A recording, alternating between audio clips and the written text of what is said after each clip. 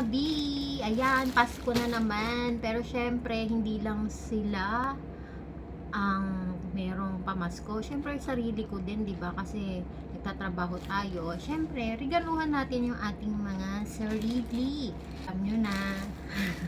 Hilig tayo sa Shein. Unboxing tayo. Tignan natin kung okay yung ating mga nabili. Dami ko ng plastic ng Shein dito, mga lalagyanan ng sapatos.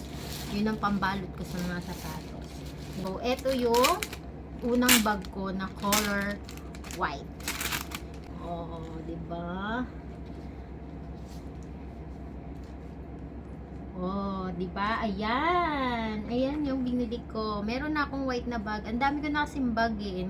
Meron akong black, meron akong navy blue. Kaso mga maliliit lang siya. So, ito yung medyo malaki. Oh, ayan. Ang ganda niya. Hindi ka magsisisi. Yan. Check natin yung loob. Oh, ayan.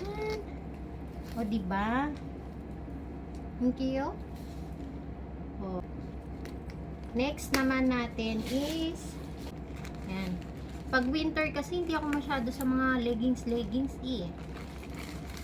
Sabi nga baliktad sa akin kapag nagwi-winter, lagi ako naka-short.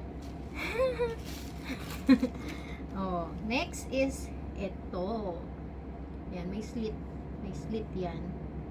Falda shorts yan. Oh, short yan sa likod. Kinabala ko dito is naka ganito ako and then naka boots. Oh, diba? Alright.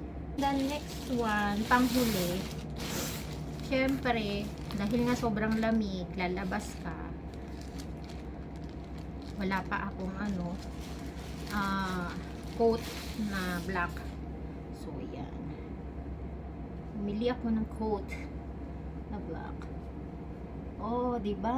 Ang ganda.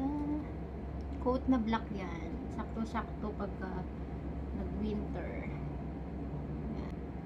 Okay, Merry Christmas all!